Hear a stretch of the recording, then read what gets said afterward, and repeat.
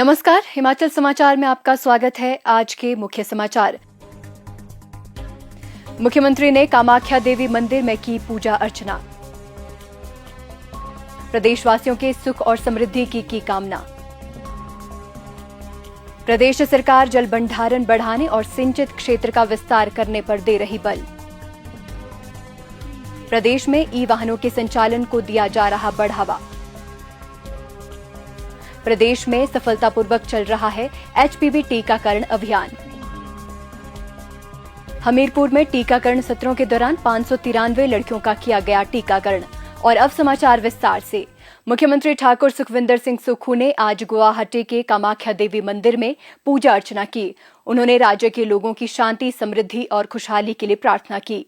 खेती और बागवानी में सिंचाई व्यवस्था महत्वपूर्ण भूमिका निभाती है। मुख्यमंत्री ठाकुर सुखविंदर सिंह सुक्खू के नेतृत्व में प्रदेश सरकार जल भंडारण बढ़ाने, सिंचित क्षेत्र का विस्तार करने और दक्षता में सुधार करने की दिशा में कार्य कर रही है। Himachal Pradesh crop diversification promotion परियोजना के अंतर्गत वर्ष 2026-27 में 203 करोड़ रुपए खर्च कर सिंचाई परियोजनाओं सहित विभिन्न कार्य किए जाएंगे। परियोजना के तहत प्रदेश में 109 सूक्ष्म सिंचाई कार्य तथा 56 अतिरिक्त उप परियोजनाओं पर कार्य शुरू किए जाएंगे।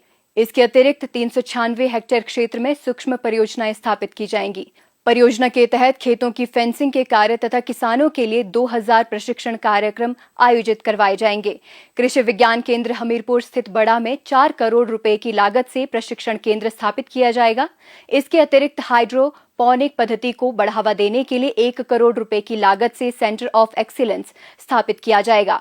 प्रदेश में सूक्ष्म और मध्यम सिंचाई योजनाओं के माध्यम से किसानों के खेतों को सिंचित किया जा रहा है। हाल ही में भारत सरकार द्वारा हिमाचल प्रदेश के जल शक्ति विभाग को सिंचाई गणना 2023 से 2025 के अंतर्गत पहली बार प्रमुख एवं मध्यम सिंचाई गणना सफलतापूर्वक पूर्ण करने के लिए सम्मानित किया गया।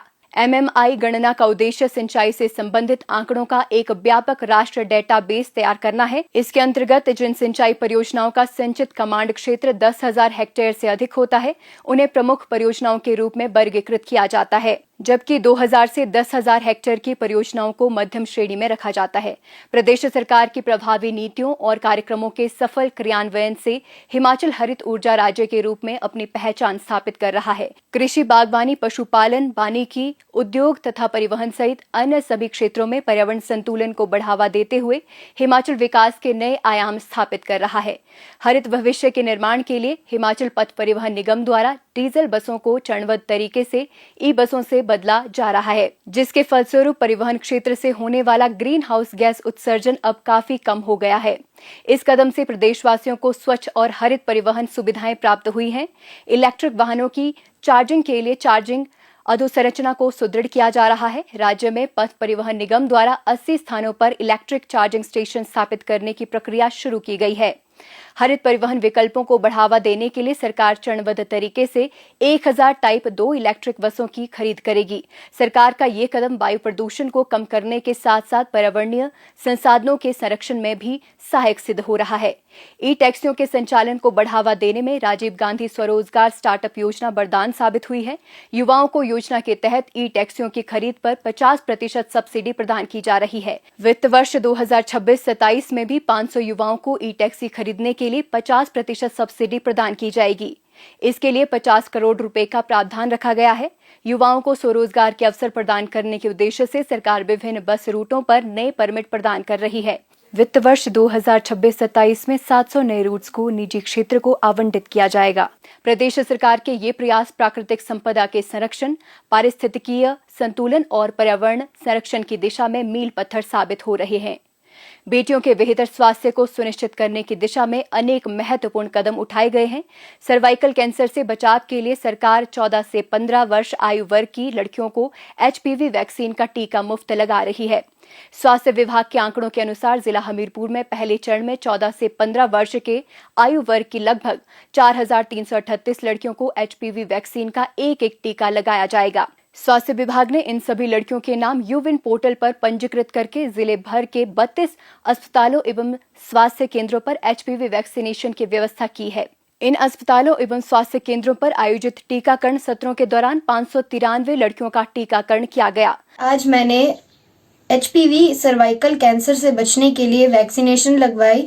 यह सुरक्षित है और जो भी लड़कियां 10वीं कक्षा में हैं, जो 14 साल से ऊपर है, वो भी ये लगवाएं। ये इंजेक्शन 16,000 रुपए का है और हमारी सरकार इसे मुफ्त में लगवा रही है। बाकी आपकी पेरेंट्स को भी कहना चाहूंगी कि ये कैंसर, इससे कोई भी साइड इफेक्ट नहीं है। मैं सभी लड़कियों को ये बोलना चाहूंगी कि जो लड़कियां 14 साल की हो चुकी हैं और जो लड़कियां 15 साल की होने वाली हैं, वो अवश्य लगाएं और ये बिल्कुल सेफ है। जमल बैरी जो हॉस्पिटल है वहाँ सर्वाइकल कैंसर का जो है वो वैक्सीनेशन करवाने आई हूँ और इससे मैं आधा घंटा हो गया मेरे को वैक्सीनेशन करे हुए और अभी मेरे को कुछ भी नहीं हुआ है और जो भी मेरी एज की लड़कियां हैं वो इसको लगा सकती हैं। मेरी बच्ची 14 साल की है और आज जिसे मैंने आज HPV सर्वाइकल का आज इसको PHC बड़ा ग्राम में इंजेक्शन लगवाया है बेटी के लिए।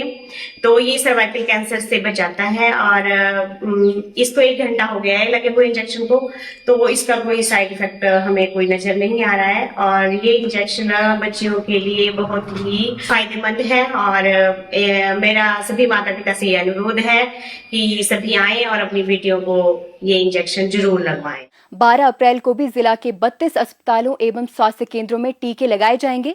इसके अतिरिक्त 19 अप्रैल, 10 मई, 24 मई और 21 जून को भी टीकाकरण सत्र आयोजित किए जाएंगे।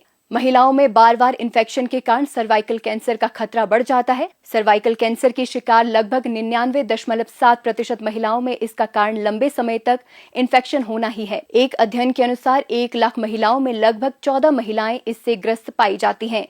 महिलाओं में ब्रेस्ट कैंसर के बाद सर्वाइकल कैंसर सबसे ज्यादा पाया गया है। इस गंभीर रोग से बचाव के लिए ही HPV वैक्सीनेशन अभियान आरंभ किया गया है। भारत में सर्वाइकल कैंसर या गर्भाशय के मुख का कैंसर महिलाओं में होने वाले आम कैंसरों में से एक है तथा इसका मुख्य कारण HPV वायरस है। ये बीमारी धीरे धीरे कई वर्षों में पनपती है तथा शुरुआत में कोई भी लक्षण नहीं दिखाती। लेकिन अच्छी बात यह है कि इस बीमारी को वैक्सीन के द्वारा रोका जा सकता है। ये टीका प्रभावी है और भविष्य में कैंसर से बचाव करता है। मैं बहुत खुश हूँ कि ये वैक्सीन सरकार द्वारा 14 से 15 वर्ष की बच्चियों को मुफ्त में उपलब्ध करवाई जा रही है। ये वैक्सीन आपके नजदीकी स्वास्थ्य केंद्र में उपलब्ध है ताकि हर बच्ची तक सुरक्षा पहुंचाई जा सके। आइए मिलकर अपने बच्चों को समय पर टीका लगवाएं और इस अभियान को सफल बनाएं। हिमाचल समाचार देखने के लिए सब्सक्राइब करें यूट्यूब चैनल हिमाचल समाचार, लाइक करें Facebook page information and public relations department Himachal Pradesh और CMO हिमाचल। फॉलो करें X @DPRHP और CMO हिमाचल। फॉलो करें इंस्टाग्राम @DIPR हिमाचल और CMO हिमाचल। विजिट करें वेबसाइट www.himachalpr.gov.in। इस अंक में इतना ही। कल फिर होगी मुलाकात। दीजिए इजाजत। नमस्कार।